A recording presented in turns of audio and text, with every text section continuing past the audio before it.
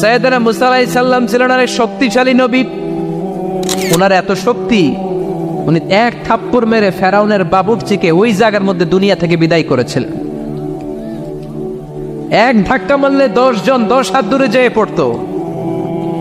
উনি রেগে গেলে ওনার মাথার চুলগুলো টুপি আর পাগড়ি ভেদ করে উপরের দিকে এরকম খাড়া হয়ে দাঁড়িয়ে যেত। স্বয়ং মালাকুল মাউতকে থাপ্পড় মেরে চোখ কানা করে দিয়েছিলেন। এর কারণ মালাকুল মাউত মানুষের সূরাতে আসছিল আর অনুমতি নেয় নাই। ঘরের মধ্যে ঢোকার আগে অনুমতির দরকার আছে না নাই? সাইয়েদনা মুসা আলাইহিস সালামের কাছে মালাকুল মাউত মৃত্যুর ফেরেশতা মানুষের সূরাতে এসেছিল, অনুমতি নেয় নাই, হুট করে ঘরে ঢুকছে। ঢুইকা কয়, আনা মালাকুল মাউত, আমি মৃত্যুর ফেরেশতা, জিইতু আন আকবাদা রূহাক, আপনার রূহ কবজ করতে আসছি।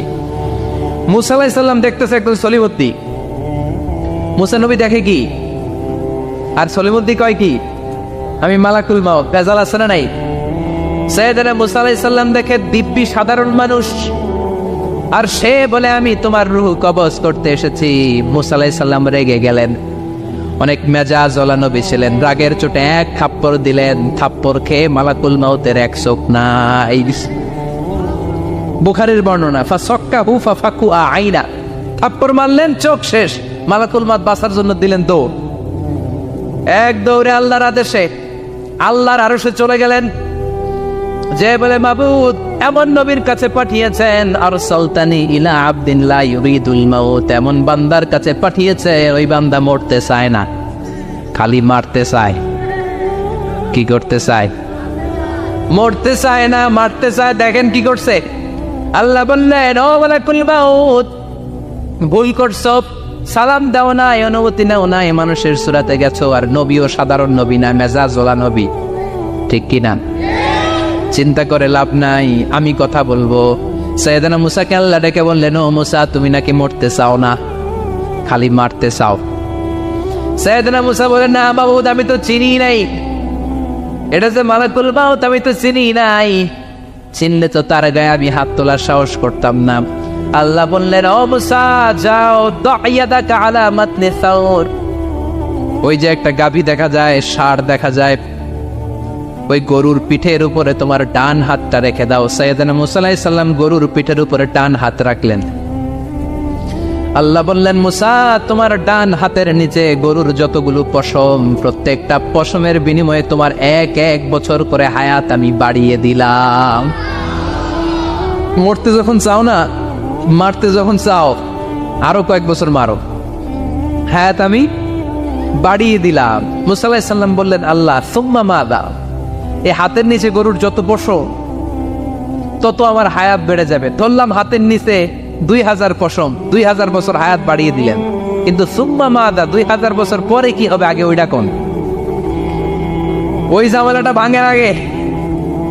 আল্লাহ বললেন, মুসা সুম্মাল মাউত, তারপরে তো তোমাকে মরতেই হবে, এই পৃথিবীতে আসলেই মরতে হয়। কুল্লু নাফসিন যায়িকাতুল মাউত, এই পৃথিবীতে যারা একবার আসবে তাদেরকেই মরতে হবে। ঠিক কিনা? সাইয়েদনা মুসা আলাইহিস সালাম বললেন, ফালআনা, তাহলে আর দেরির দরকার নাই, এখনই আমাকে নিতে বলেন। সুবহানাল্লাহ। মালাকুল মাউত এসে মুসা আলাইহিস সালামের রূহ কবজ করে ফেললেন। এই মুসা আলাইহিস সালামের সাথে সরাসরি আল্লাহর কথা হতো এই তুর পাহাড়ের উপর। সাইয়েদনা মুসা আলাইহিস সালাম আল্লাহর সাথে কথা বলতেন। পৃথিবীতে 4টা আসমানি কিতাব সবচাইতে সেরা। এক হচ্ছে তাওরাত, দ্বিতীয়ত জাবুর, তৃতীয়ত ইনজিল, চতুর্থত কোরআন। তাওরাত আল্লাহ নাজিল করেছেন সাইয়েদনা মুসা আলাইহিস সালামের উপর, জাবুর নাজিল করেছেন দাউদ আলাইহিস সালামের উপর, ইনজিল নাজিল করেছেন ঈসা আলাইহিস সালামের উপর, আর বিশ্বনবীর উপর নাজিল করেছেন কোরআন। ঠিক কিনা? এই তাওরাতকে রব্বুল আলামিন স্বয়ং নিজ হাতে লিখে কাঠের ফলকের মধ্যে, তক্তার মধ্যে লিখে সাইয়েদনা মুসা আলাইহিস সালামকে দিয়েছে। সুবহানাল্লাহ। এটাকে আরবিতে বলে আলওয়াহ। লাওহের প্লুরাল হচ্ছে আলওয়াহ। কাঠের তক্তার মধ্যে আল্লাহ নিজে তাওরাত লিখেছেন। কিসের মধ্যে লিখছেন? কথা বলেন, শুনতেছেন? মনোযোগ আছে? কাঠের তক্তার মধ্যে তাওরাত লিখলেন। লিখে মুসা আলাইহিস সালামকে বললেন, মুসা, ফিহি কুরআন ফিহি হুদা ফিহি হিদায়াত। এই হচ্ছে তাওরাত কিতাব, আমি নিজ হাতে লিখে দিয়েছি। এর মধ্যে হেদায়েত আছে, এর মধ্যে বরকত আছে, এর মধ্যে বুরহান আছে, দলিল আছে। যাও এই কাঠের তক্তার মধ্যে লেখা তাওরাত কিতাবকে নিয়ে যাও, বনি ইসরাইলের কাছে এই তাওরাত কিতাবের দাওয়াত দাও। সাইয়েদনা মুসা আলাইহিস সালাম ছিলেন এক শক্তিশালী নবী। উনি ভাবলেন অল্প কয়েকটা তক্তা, কাউকে ডাকার দরকার নাই, আমার ভাই হারুন রে লাগবে না, আমি যথেষ্ট। আমার ভাই হারুন রে কষ্ট করে পাহাড়ের উপরে টেনে আনার দরকার নাই, 3-4টা তক্তা আমি নিজেই নিতে পারবো, নিজেই নিতে পারবো মনে করে সাইয়েদনা মুসা আলাইহিস সালাম আল্লাহর লেখা তক্তার উপরে যে তাওরাতের ফলক, এই ফলক ধরে টান দিয়েছে উঠানোর জন্য। আল্লাহ যেহেতু কিতাব দিয়েছে নিয়ে যায়, কিন্তু কি আজীব তামাশা, তক্তা ধরে কাঁধে তুলবে তো দূরের কথা, নাড়াতেই পারে না। সুবহানাল্লাহ, আসতে বলেন, নাড়াতেই পারেন। বছরে সিনিন আল্লাহ বললেন তিন আর জাইতুনের কসম, মানে ফিলিস্তিনের কসম। বছরে সিনিন, তুর পাহাড়ের কসম, যেই তুর পাহাড়ের উপরে আমি তাওরাত কিতাব নাযিল করেছি। তাওরাত কিতাবটাকে কাঠের ফলকের মধ্যে লিখে বললেন মুসা নিয়ে যাও। মুসা আলাইহিস সালাম নিতে পারে না, মনে আছে? মনে আছে আপনাদের না ভুলে গেছেন? মুসা আলাইহিস সালাম ধরলেন, নাড়াতে পারেন না, আর কাঁধে তুলবে তো দূরের কথা, নাড়াতেই তো পারেন। এত শক্তিশালী নবী। তাওরাতের যে আলওয়াহুত তাওরাত, তাওরাতের ফলক, এই বাণীগুলো নিয়ে বাণী বাহকের কাজ করবে, বার্তা বাহকের কাজ করবে, বনি ইসরাইলের কাছে এই পয়গাম পৌঁছে দিবে, কিন্তু তুলতেই তো পারে না। আল্লাহর ডেকে বলে, আল্লাহ পারি না।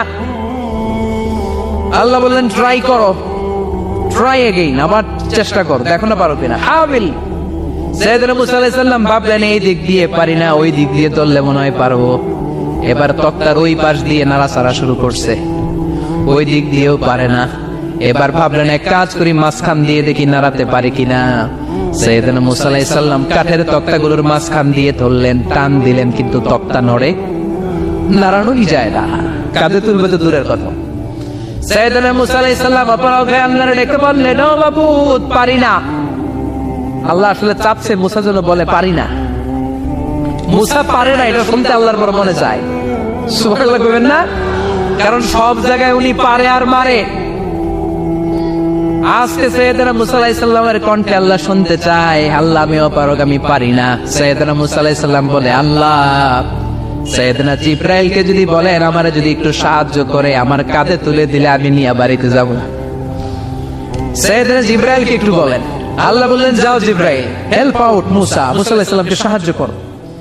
এবার সাইয়েদনা মুসা আলাইহিস সালাম ধরলেন এইদিকে, সাইয়েদনা জিবরাইল ধরলেন এইদিকে। দুইজন মিলে তাওরাত লেখা কাঠের তক্তাগুলো উঠাতে চাইলেন, কিন্তু কি আজীব তামাশা, সাইয়েদনা জিবরাইলও পারে না।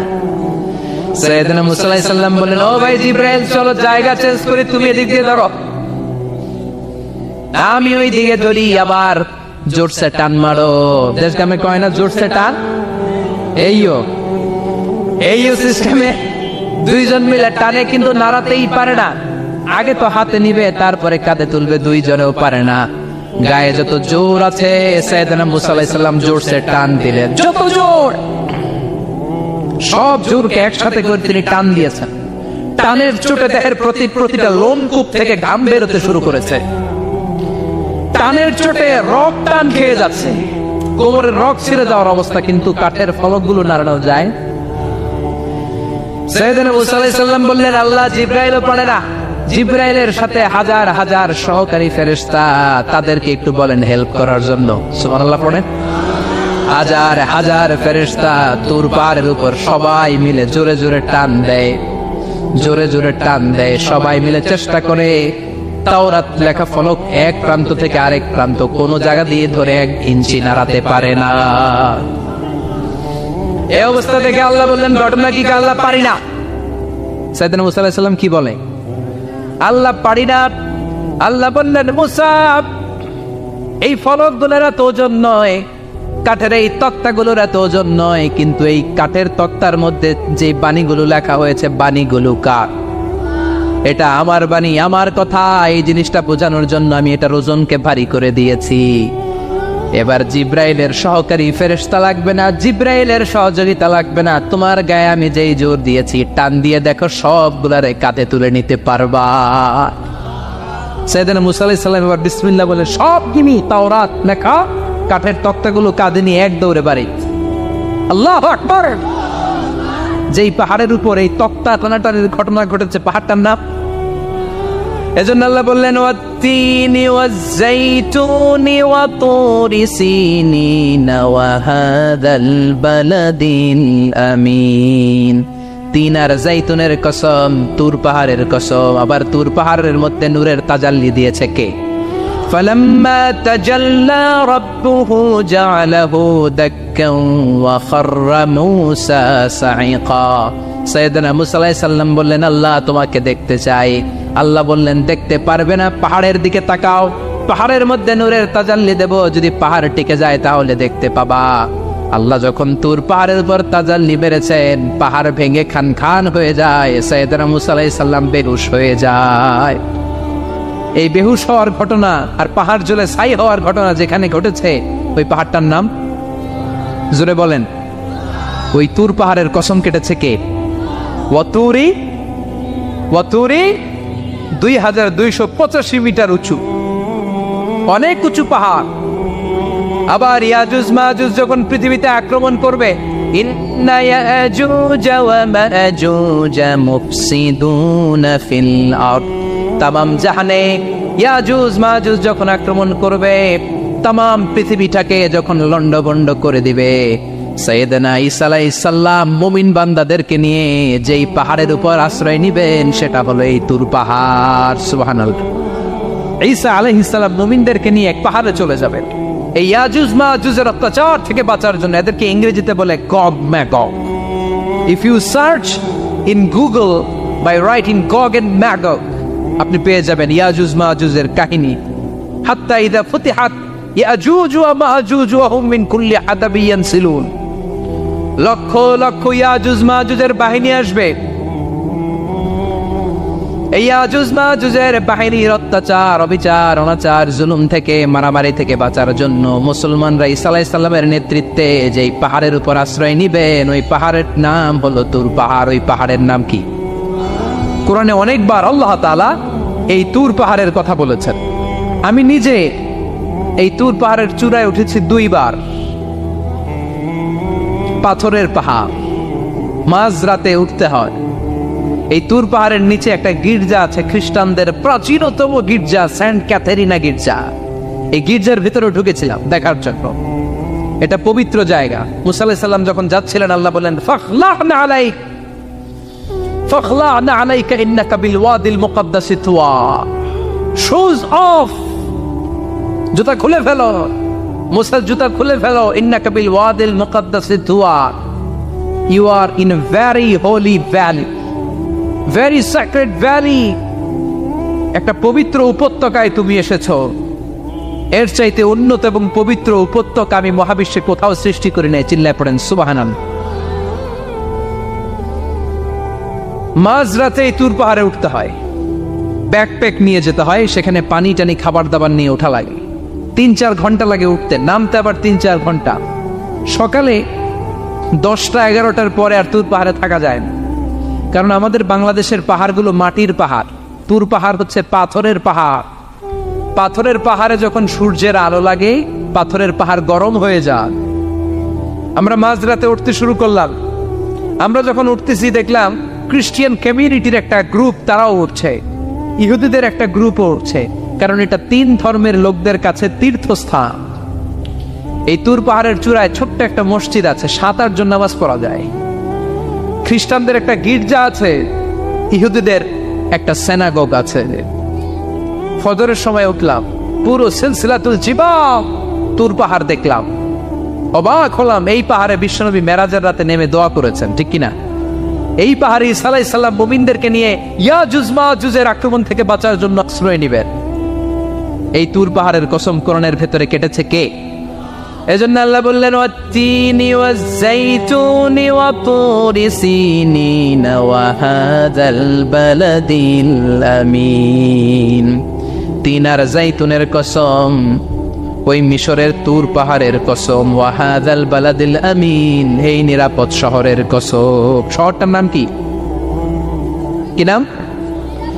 এই নিরাপদ শহর দ্বারা আল্লাহ বুঝিয়েছে মক্কা, না ফিলিস্তিন না। ফিলিস্তিন হচ্ছে প্রথমটা, কিন্তু হাদাল বালাদিল আমিন, এই নিরাপদ শহর দিয়ে আল্লাহ বুঝিয়েছেন মক্কা শহরকে। চিৎকার করে বলবেন কোন শহর?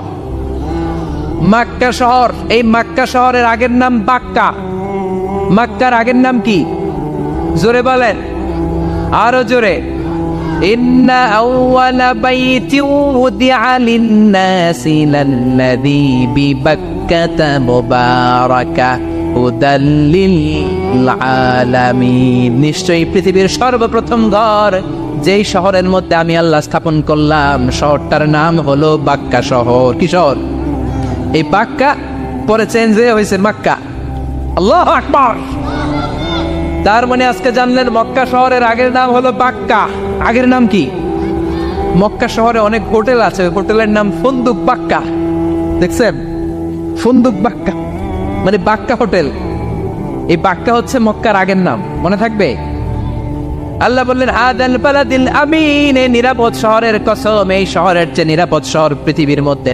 ইউসাউইরুকুম ফিল আরহামি কাইফা ইয়াশা লা ইলাহা ইল্লা হুয়াল আজিজুল হাকিম, তিনি হলেন এমন সত্তা যিনি মায়ের পেটে থাকা অবস্থায় তোমাদের চেহারার ডিজাইন করে দিয়েছে। চিল্লায়া বলেন সুবহানাল্লাহ।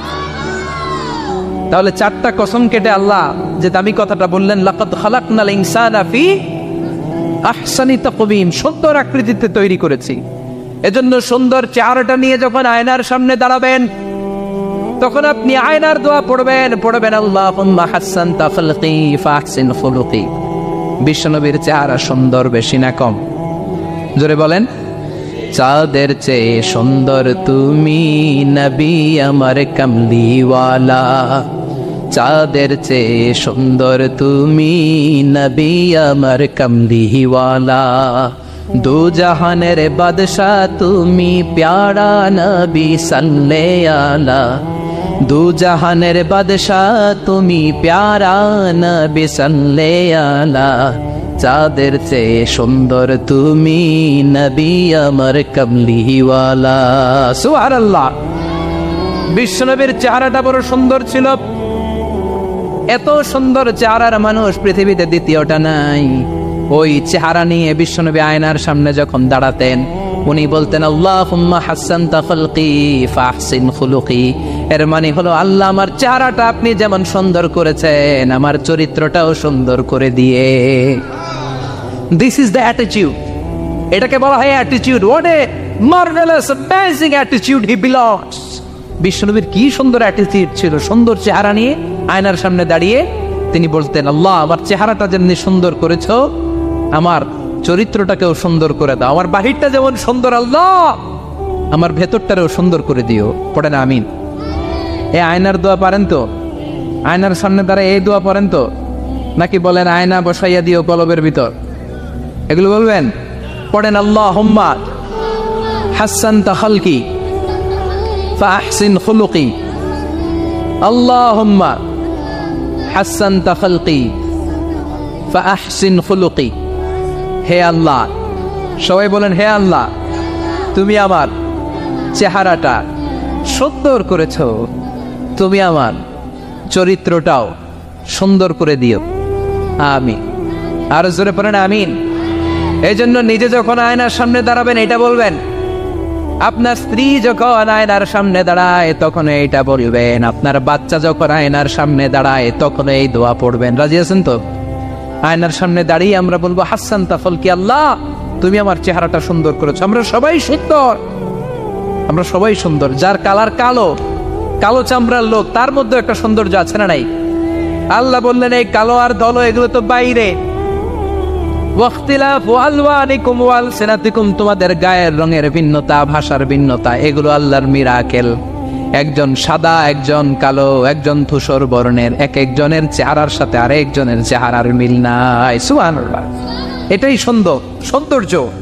এজন্য আল্লাহ বললেন লাকাদ খালাকনাল ইনসানা ফি আহসানি তাকওয়িম, আমি গোটা মানব জাতিকে চমৎকার একটা স্টাইল দিয়ে তৈরি করেছি।